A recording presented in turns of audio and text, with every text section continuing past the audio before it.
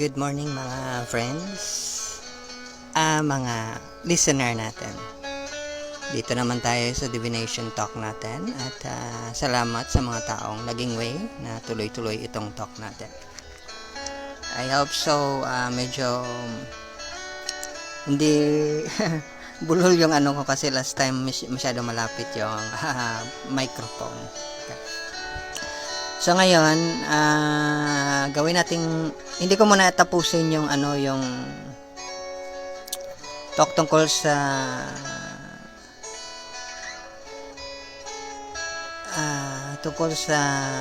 cycle lotus na tinatawag or mandala ng nation natin. Kasi yung mandala na yan, yun yung balancing energy. So, nasabi ko na yung 8 petals niya, yung iba later on na lang. Mag-focus muna ako sa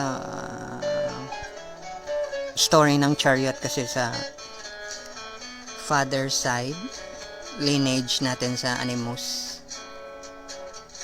Sa mother side, sa anima. At saka tayo mismo. So, Trinity yung energy na yan. Ngayon, again, uulitin ko, yung theme natin, tema natin ay forgiveness. Ito yung susi. Pag hindi nyo po hinawakan yung susi na to at binuksan yung lock, hindi kayo makapasok. So, ibig sabihin, lahat ng tao na gusto mong balatan sa buhay mo, kailangang matuto kang mag-forgive. Kasi yung love, yung mercy, awa, pagmamahal, at saka yung pagpatawad, magkasama yan. Hindi pwedeng hindi pareho. Pag hindi ka marunong magpatawad, hindi mo pwedeng sabihin mapagmahal ka or maawain ka. Hindi pwede yun. Kasi walang taong mapagmahal at saka maawain na hindi marunong magpatawad. Medyo parang moralizing, pero in principle, ganun talaga yun. Ideals kasi tawag yan. Yung idea sa utak lang natin. Yung ideals is nasa buhay natin. So, magkaiba yun. So, yung mga taong makikita nyo minsan, pag nag-social media kayo, hindi nila mapatawad yung yung mga ibang tao, hindi nila ma-forgive. Mag-ingat kayo kasi pag bumaliktad yan, kayo naka-friends niya, in quotation mark, daw. Friends kayo daw. Para yung ahas, ikaw yung susunod na tutuklawin yan. Pag nangyari yan, maintindihan mo bakit yung mga ganong klaseng tao unforgiving. At saka wala sila talagang awa, wala silang pagmamahal. So kung kayo hindi pa nyo nagawa yan, ang masasabi ko lang, for your own good, gawin nyo muna to bago kayo makinig nito.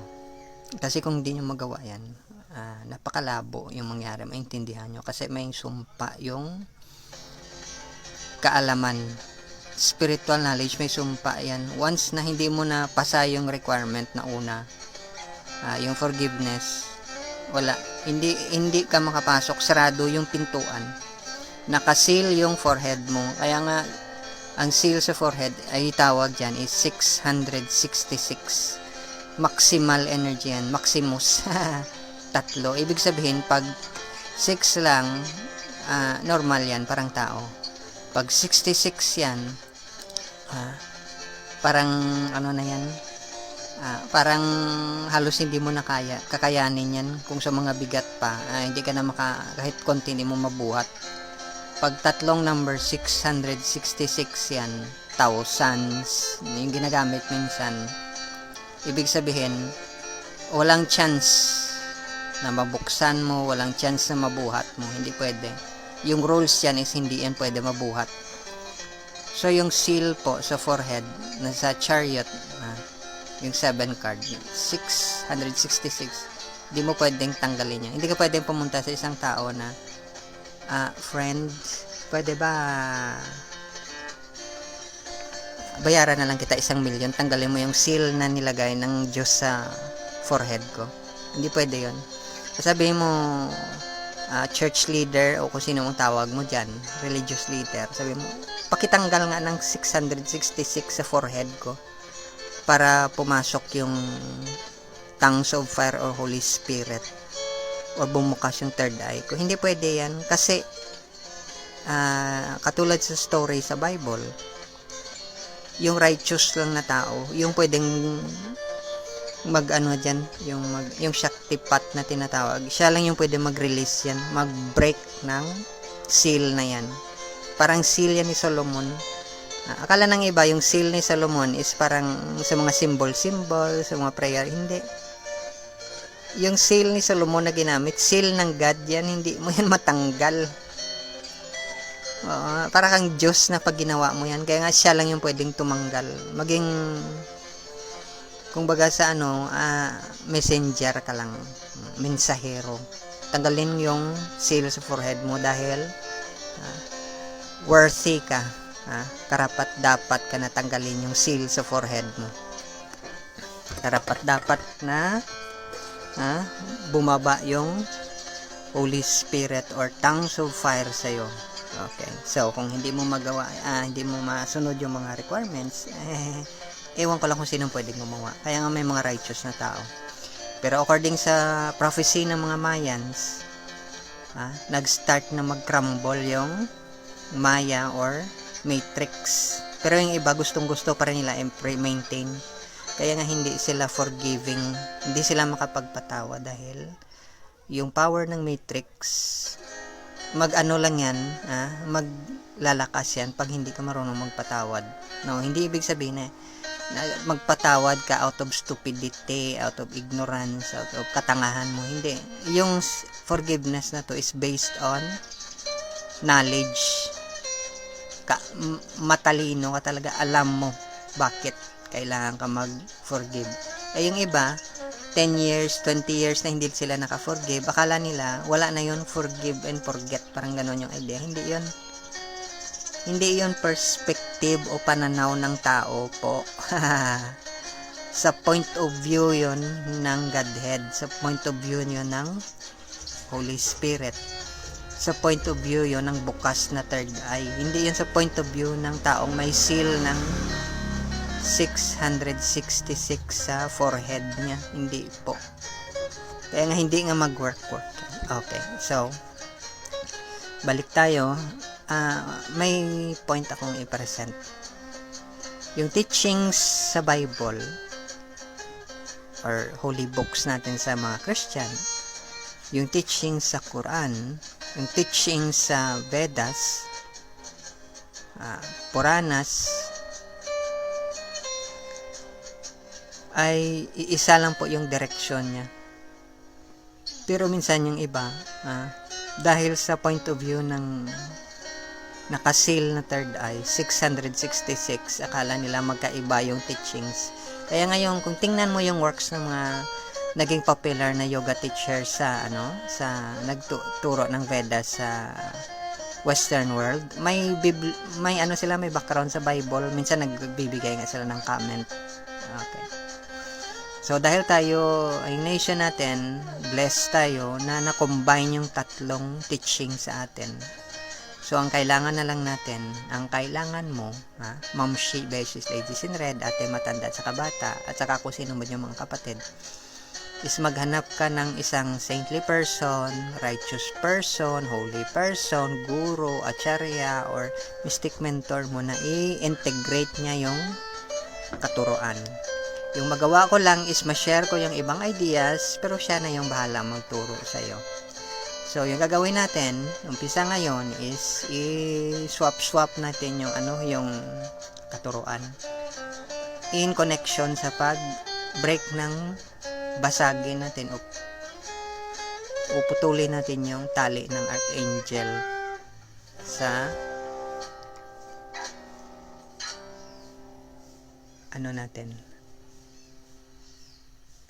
sa country natin or nation natin.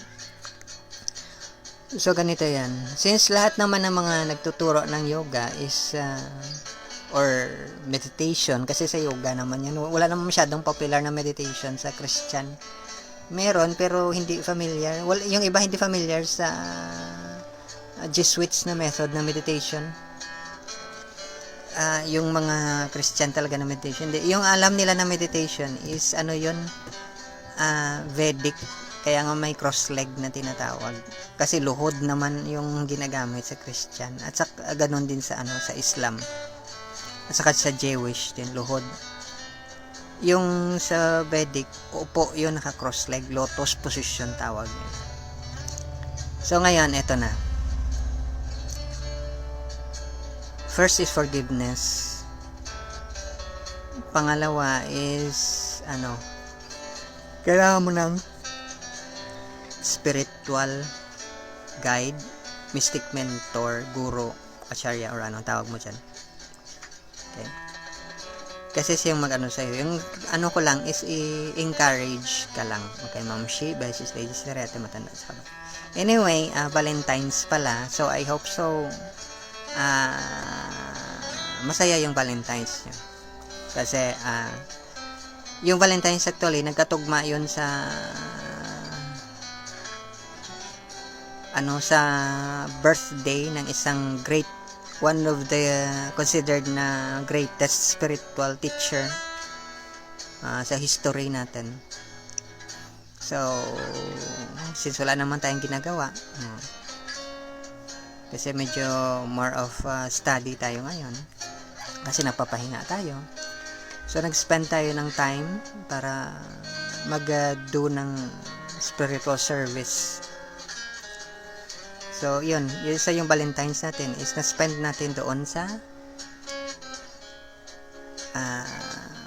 sa service ng nagpasaway na great saint, of course. Yung caliber niya parang si Saint Francis. Parang si Prophet Muhammad yung level niya, si Master Christ. Okay. Pero ngayon, hindi ako mag-touch sa teachings niya. Sooner or later, mag-touch tayo. Ngayon, ang may gusto lang akong i-open dito, yung tungkol sa naka-integrate ito yung idea ng Christianity. Pero yung i-open ko ngayon is Bible din. Kasi yung Bible natin is yun yung Old at saka New Testament. Wala namang ganon. Okay. Teachings, spiritual teachings na naman yun. Yung i-open ko ngayon is tungkol sa very controversial to kasi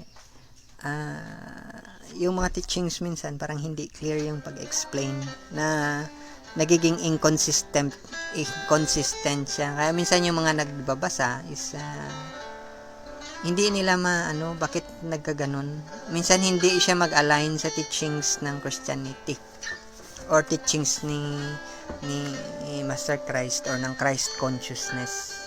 Okay. So, yung Vedic teachings is popularly as Krishna consciousness. So, ito ngayon nakakalito kasi yung pag-explain ganito yan. Lahat ng spiritual teachings, tandaan natin. Ito yung first premise. Lahat ng spiritual teachings, spiritual. Walang material na teachings. Hindi pwedeng magtuturo ka ng spiritual, balik ka sa material, tapos balik ka naman sa spiritual. Hindi ganun. Inconsistent na teachings. So, ibig sabihin, pag spiritual lang. Wala yung material na sa maikling salita. Pag spiritual teachings,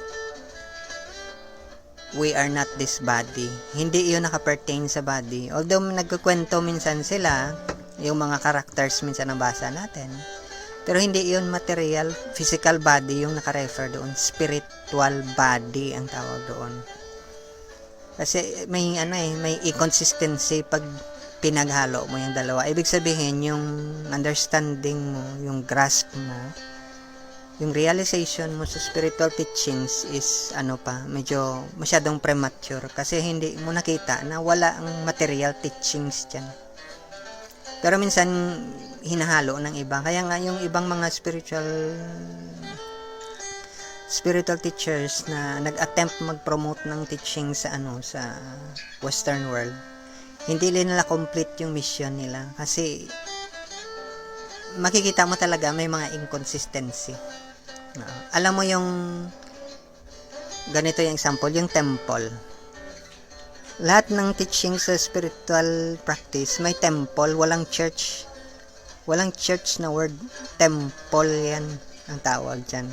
Kaya nga Temple of Solomon, temple ni ganito, temple ni Vishnu, temple ni Shiva, or sino man yan, or temple ng, or ano man dyan, mosque ang tawag mo dyan. Pero temple, hindi yan church. Walang church na tinatawag. So, yung temple dyan, hindi yun gawa ng tao. Kasi, spiritual, eternal temple ang tawag doon. So, pag sinabi mong eternal temple, hindi yun gawa ng tao. Yung temple lang na hindi gawa ng tao is yung katawan mo. Kaya nga, ang katawan mo is temple ng Godhead. Kasi yun yung ginawa niya. Hindi yung gawa. Hindi pa binigay sa tao yung kapangyarihan na gumawa ng tao. Pwede kang mag-procreate na makipag-coitus ka sa babae na gusto mo o lalaki na gusto mo at saka magkaanak. Pero yung i-create mo by your own ability, mag-mix ka ng elements or chemicals, gawa ka ng tao, imposible yun. So, yun yung first na tandaan natin. Walang material na explanation sa spiritual teachings.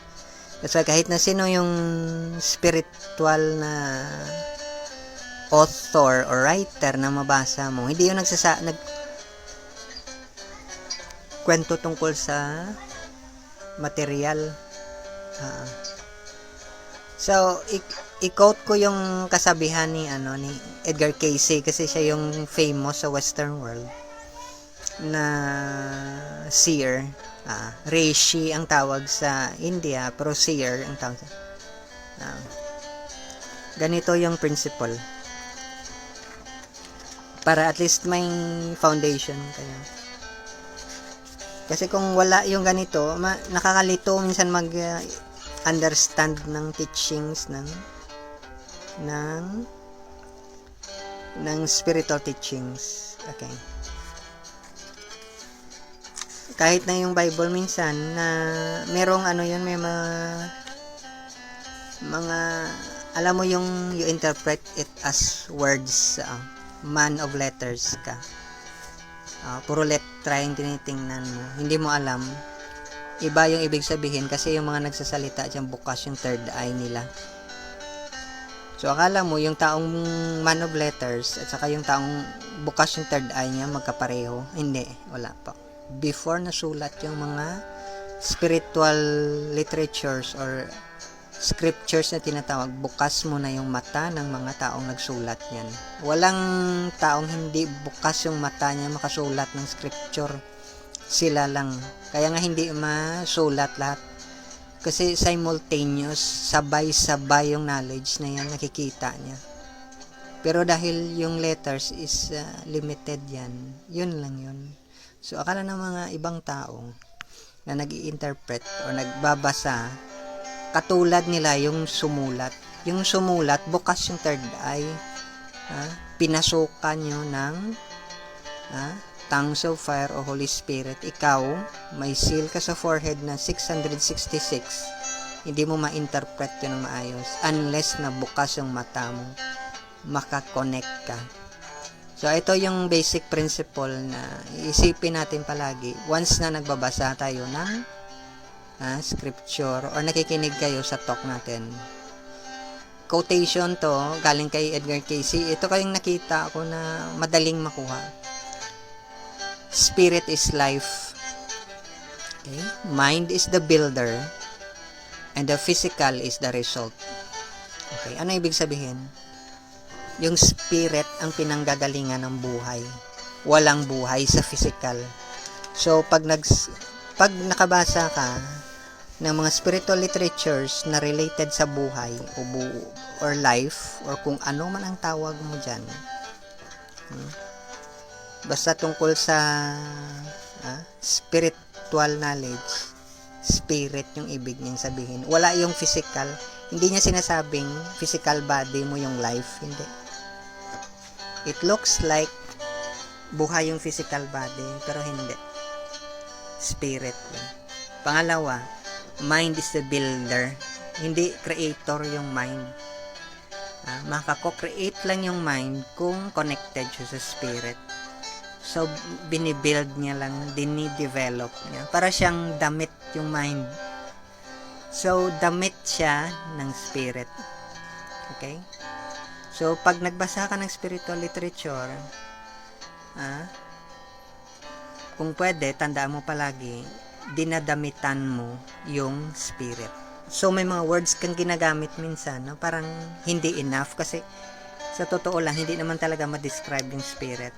So, dinadamitan yan, kinukulayan ng mind para makuha mo yung ibig niya sabihin. Ang problema, kung hindi spirit yung foundation mo, kukulayan mo siya ng materialism na tinatawag. Carnality or physicality. So, baluktot na siya. Okay. So, ngayon, yung last is, sa principle natin is, the physical is the result. Okay. Yung magiging result niyan, makikita mo sa physical. Of course, pag materialistic ka, hindi mo makita yung physical na result ng spirit. Kasi hindi mo nakita yung congruency na tinatawag. Ibig sabihin ng congruency, magkatugma sila. Yung physical na nakikita mo, based sa reference ng spirit, hindi sa reference ng physical body. So, pag sinabi ni Master Christ, destroy this temple, pag spiritual yung orientation mo, sirain nyo yung katawan na to. Pag materialism yung pagkaintindi mo, yung bato yung tinitingnan mo, ganon yan, magkaiba. So, yung physical result, andun yun sa katawan niya mismo. So, hindi nakuha ng iba. Destroy this temple and I will raise this temple in 3 days. Imposible kasi 1,000 years yung pagkagawa or 100 years yung pagkagawa ng temple na bato. Kasi materialistic sila. Yun yung ibig sabihin nun. Dapat makita mo yung reference sa spirit, tapos pag-build ng mind, at saka yung expression niya sa physical. Ganon din yung teaching sa Vedas. Same din yung principle sa pag nagbasa ka ng Bible na sa India na Bhagavad Gita. Pag hindi spirit yung orientation mo, babalik ka sa physical. Ganon yan. So ngayon, nakita nyo na yung connection niya.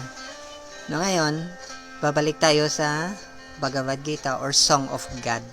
Okay. So, akala ng iba yung God sa India, God sa Islam, God sa Christianity, or God sa Persian, or kung sino mang gods yan, is magkaiba. Kasi materialism yan. Ang materialism, pwede mong hati-hatiin. Pwede mong gawing 2, 3, 4. Okay. Yung spirit, yung term sa Islam yan, tauhid. Isa lang sila. Hindi mo sila pwedeng hatiin, hindi mo sila pwedeng i-separate, ganun. Of the same characteristic, temperament nila pareho, nature ang tawag doon. Okay. So ngayon, once na makita mo na may connection sa spirit, makita mo ngayon yung spiritual science. Okay. So ang pagkaintindi ng iba ng spiritual science is prayers sa physical world, mga anting-anting, mga amulet, or mga charm. Yan yung pangintindi lang ng spirit, spiritual sa Tagalog. Hindi yan. Ang spirit, naka-reference yun, nakaugat yun, naka-angkor, nakatali sa Godhead. So, hindi pwedeng, baguhin. Once na lumabas ka doon, maging material yung labas niya. May kapangyarihan pala, except sa kapangyarihan ng spirit. Okay. So, ngayon tingnan natin. Andun yung spirit, andun yung mind, andun yung physical. So, ano yung first yung first na requirement? Kasi yung Bhagavad Gita, may 18 chapters yun. Bible yun ng India. Itingnan natin sa, yung consistency niya sa teaching sa Bible din. Okay. Hindi ako masyado mag-quote, pero intindihin niyo lang. Ang una is dahil gera ito.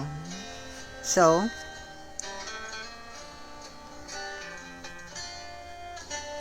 dahil gera ito, observation yung unang mangyari. Okay. So, Ang unang ni-require, kasi story ito ni Krishna at saka ni Arjuna, ang unang sinabi kay Arjuna, maglundag-lundag tayo. Tingnan mo. Okay. The same din yung principle na sinabi ni Master Christ. Nung siya nga sabi ni John the Baptist, hindi ko halos matanggal yung sandal niya kasi napakabigat ng teachings niya. Napakataas ng tinuturo niya. So, ganito yung katuroan. Tingnan mo, sabi ni Master Christ, baguhin mo yung pananaw mo. Ang sinabi ni Krishna kay Arjuna, tingnan mo. Okay. So, tinitest niya si Arjuna kung ano yung nakikita niya. Ano yung nakita mo? So, ngayon nakita niya Arjuna, ang mga kamag-anak niya, friends niya, mga enemies niya. Okay, ganun. So, ganun yung mangyayari sa isang taong walang totoong spiritual knowledge. Ikaw, iba ka. Iba ako. Iba yung pananampalataya mo. Iba yung pananaw mo. Iba yung pangalan ng relihiyon mo. Ako yung tama, ikaw yung mali. Iyan yung test yan. Kasi ang spirit, wala yung pinagkaiba sa ibang spirit. Isa lang sila. That is why may tauhid sa Islam, may Adam na tinatawag sa scripture. So, spirit, soul ang tawag doon. Mag-isa lang yan sila. Tinitest ni Krishna, si Arjuna, kung gaano kataas yung realization niya. Ano ba yung nakikita mo? Sabi niya, nakita ko yung kamag-anak ko. Wala na. Bagsak na agad. Kasi yung tinitingnan niya is materiality. Material yun. Ang spirit, ako, ikaw, Krishna, ako, Arjuna, at saka yung mga kamag-anak ko, spirit yan sila. Wala kaming pinagkaiba. Ganon lang yan. So, ang tanong ngayon, bakit kayo magpapatayan? Pare-pareho lang kayo. At saka, sira ulo yung tao. Pasensya na kayo sa term. Yung tao, wala sa tamang katinuan niya. Kung naniniwala siya, kaya mong patayin yung spirit. Yung spirit characteristics yun isa yun sa mga characteristic or nature ng Godhead. Pwede mo ba siyang patayin? Pwede mo bang patayin yung spirit na sa tama ka bang katinuan mo? Hindi pwede. Kaya ngayon yung first test, dahil hindi pumasa si Arjuna sa first test, tayo din hindi minsan pumapasa. Ako, iba yung paniniwala ko. Ito yung paniniwala ko. Kasi yung test na inano ni Krishna kay Arjuna is kung bukas yung third eye niya. Ano yung nakikita mo? Ang taong bukas yung third eye niya, spirit lang yung nakikita niya. Wala siya nakikita ang iba. Kaya ang tawag sa kanya, one-eyed. Isa lang yung mata. Para siyang cyclops. Ang sabi sa katuruan, sa Christian, huwag kang magtiwala sa taong dalawa yung pananaw niya, nagwa-waver siya kaliwa kanan. So, yung mga taong may seal sa forehead, may seal yung third eye nila, hindi yun mapagkatiwalaan ng mga tao. Hindi dahil sa masama sila, kundi dahil materialistic yung pananaw nila. Hindi nila nakikita na there is one spirit, there is one principle sa lahat ng bagay. Pag binalak mong patayin, gawa na masama yung isang tao, para mo na rin ginawa yan sa Godhead, kasi siya rin yun. Extension niya rin yun. So, kung tinatanga mo yung kapwa mo, dahil akala mo, iba ka, iba sila, iba yung relihiyon mo, iba yung filosofiya mo, iba yung paniniwala mo, hindi po. Hindi po ikaw yung author ng reality. Hindi po ikaw yung author ng katotohanan. Hindi po ikaw yung author ng existence. Yung Godhead lang po. Sa case ng Bhagavad Gita, yung author, si Krishna, yung nagrepresent ng Godhead. Siya lang po. Wala nang iba. Hindi ikaw. Kahit anong ganda mo, kahit anong yaman mo, kahit anong talino mo, Kahit anong cute mo, hindi ikaw yung author. That is why, mga mamshis, mga besh ladies na rete, matanda sa kabata, at mga friends, nung tinanong si Master Christ, saan mo pinulot yung authority mo? Nakuha niyo na ngayon yung point. Isa lang yung author ng lahat ng bagay. Isa lang yung authority. Siya yung Supreme Spirit. Siya yung Godhead. Walang ibang authority. Nagkukunwari lang yung iba na may authority sila. Pero yung only authority is yung Supreme Godhead. Krishna. Ang tawag sa Bhagavad Gita, Allah sa Islam, Godhead. O kung ano man yung tawag mo dyan sa iba, siya lang yung Supreme Authority. Hindi po pwedeng magboxing, magsabong yung Supreme Authority kasi siya lang mag-isa yung authority. Tayo, pwede tayong debate, argue. Pero dahil yun sa kababawan ng kaalaman natin, isa lang po. So, pag may ginawa ka sa isang tao, ibig sabihin, nakalimutan mo na spirit ka. Nakalimutan mo na yung taong kagalit mo, yung hindi mo mapatawad na tao, yung hindi mo mahal na tao, extension din ng Godhead yun. Para mo na rin ininsulto, binastos, pinahiya yung Godhead.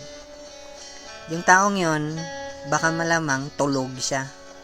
Pero yung Godhead na andoon sa loob niya, na nagbigay ng buhay sa kanya, hindi yun tulog. Baka ikaw tulog ka rin. So, ganun lang yung kasimple. Yun yung teaching sa Bhagavad Gita. Ano yung nakikita mo? Kung nakikita mo is spirit lang, yung spirit ng Godhead, ganun yun. So, ito yung si Arjuna kasi nagsara yung third eye niya. So, by the mercy ni Krishna, as guru, as mystic mentor, binubuksan yung mata niya. Tinatanong mo na siya, ano yung nakita mo? Kasi kung pumasa siya sa first na level ng questioning, papasa yon sa lahat ng at saka na-practice niya. Alam mo yung taong agaw buhay, mamamatay, dyan mo makikita yung principle niya sa buhay. That is why yung mga highly elevated souls, matataas na mga uri ng mga tao, mga Nephilims, mga saints, hindi yun nag-waver yung thinking nila. Yung nakikita lang nila is spirit lang. Wala sila. So, hindi sila inimical, wala silang evil thoughts sa ibang tao. Hindi nila tinitingnan yung tao kung ano yung relihiyon mo, hindi. Yung nakikita lang nila is yung Godhead, andyan, present siya. Ganon yun. So, ganon lang yung kasimple. So, ngayon, sa first chapter yun, analito. So, ngayon, sabi niya, hindi niya alam kung anong gagawin niya. So, pumasok ngayon yung second part ng Bhagavad Gita, which in-explain ni Krishna yung mga susi. Kasi yung role ng mystic mentor, spiritual master, guru, or acharya, or kung sino mo yung guide mo, or righteous na tao, is i-reinstate ka niya. Ibig sabihin na demote ka sa pagiging materialistic. I-reinstate ka niya sa totoong posisyon mo as ang tawag dyan is Krishna consciousness or spiritual consciousness or Christ consciousness. Ibalik ka niya. So, in-explain doon sa chapter 2 kung ano yung nature. So, ibig sabihin, once na pumasok sa'yo yung mentality na hati-hati yung buhay, life, magkaiba tayo ng buhay, may private life ka, may private life ako, may sarili kang mundo, may sarili akong mundo. Doon pumapasok yung materialism. Ibig sabihin, yung seal ng 666 nagwo-work sa'yo. Kaya tanggalin niya ng spiritual master mo or spiritual guide mo. Hindi tayo magkaiba. Sa spiritual platform, sa spiritual state natin, wala kang private life. Kasi nga, nakikinig nga yung Godhead sa'yo. Tinitingnan ka lang niya. Tinitest ka niya. Ano yung nakita mo? Private life, yung nakita ko. Ano yung nakita mo? Akin to. Ano yung nakita mo? Pera ko yan eh. Ano yung nakita mo? Amin lang to. Ano yung nakita mo nga? Ano, babae ako, lalaki ka. Okay. Ano nga yung nakita mo? Okay, tatanungin ka niya. So ngayon, nakita mo, dito papasok yung principle ng forgiveness. I am forgiving you dahil sa pagka-materialistic. Hindi mo nakita na connected tayong dalawa. Yun yung sinasabi sa chapter 2 ng Bhagavad Gita, spirit ka, spirit ako. Wala tayong pinagkaiba. Kung ano yung gagawin ko sa'yo, yan din yung ginagawa ko sa sarili ko. Pag materialistic yung pananaw ko sa'yo, at saka yung pag-treat ko sa'yo materialistic din yung tingin ko sa sarili ko. Kaya nga magkahati-hati tayo, magkaiba tayo. Iba yung mundo ko, iba yung mundo mo. Yung hindi mo alam, hindi ikaw, hindi ako, yung authority, hindi ikaw yung author ng spiritual laws. Hindi ikaw nag-set ng laws ng creation.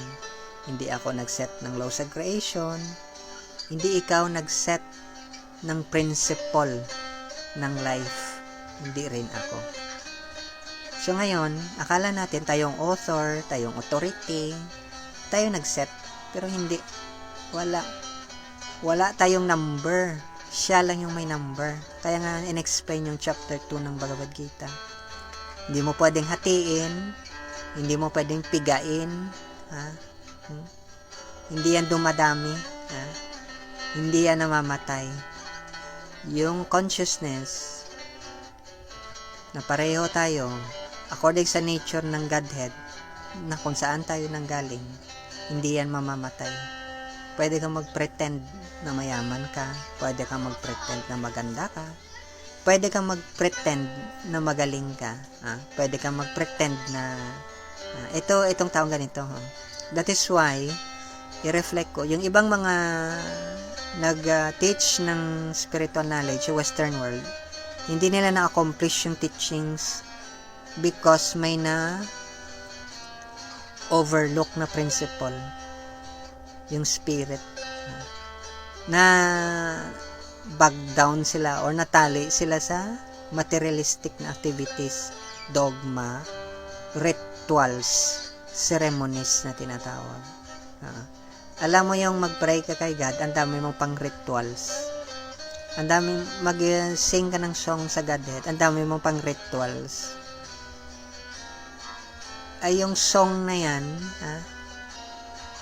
kahit saan ka, doon ka nga sa loob, yung iba nga sa loob ng kubeta. Okay. Naririnig niya yun. Kasi wala yun sa kanya kung ano yung kondisyon ng katawan mo. Madungis ka man, hindi ka man nakaligo, para sa kanya, spirit ka. So, bakit ka naman maliligo? Hindi ko sinabing hindi ka maligo. Hindi ko sinabing hindi ka maglinis. Okay. Ang sinabi ko, is kung maging priority sa'yo yung rituals, alam mo yung magaling ka mag-perform ng rituals, pero yung grasp mo, yung pagkaintindi mo, yung knowledge mo ng spirit, napakababaw. So, hindi mo ngayon nakuha na priority mo yung spirit. That is why may mga instances sa stories sa India na minsan hindi nila ma-perform yung rituals ng tama. Pero dahil sa love or bhakti na tinatawag, hindi yung tinitingnan ng Godhead yung rituals mo. May mga story, pa nga nag-offer sila ng saging yata yun kay Krishna. Yung balat yung binigay, tinapon yung laman. Kasi yung consciousness ng spirit yung tinitingnan.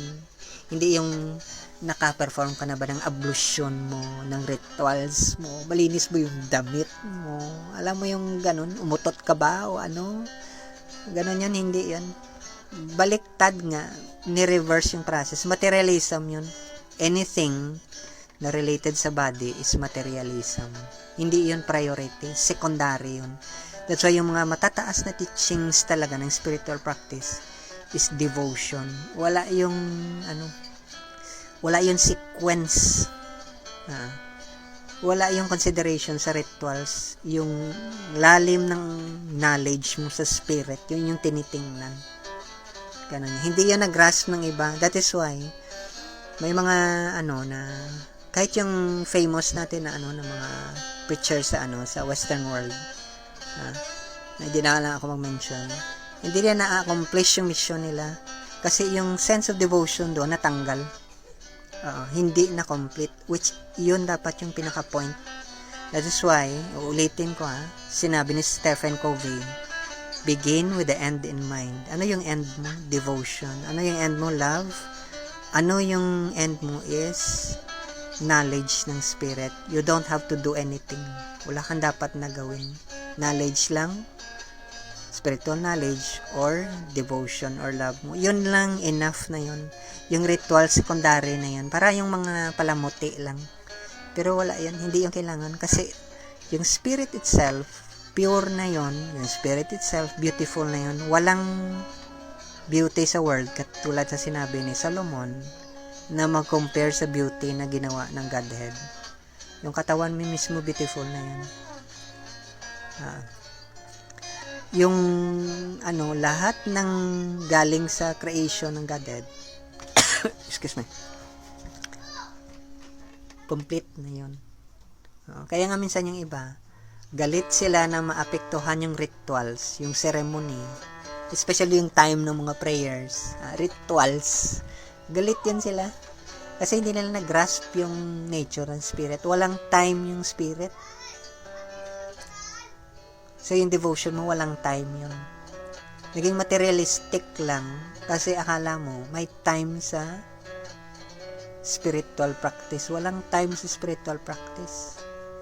Tapos sabi ng iba, lalo na sa mga taong mga mahihina din yung grasp nila, na impersonalism daw yung ganong klaseng kasi walang personality. Kaya nga may devotion kasi hindi yun impersonalism.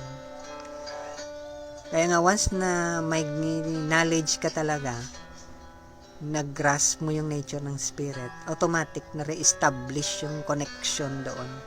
Hindi mo kailangan yung action. Yun yung totoong action. Na kung tingnan mo sa material world, in action.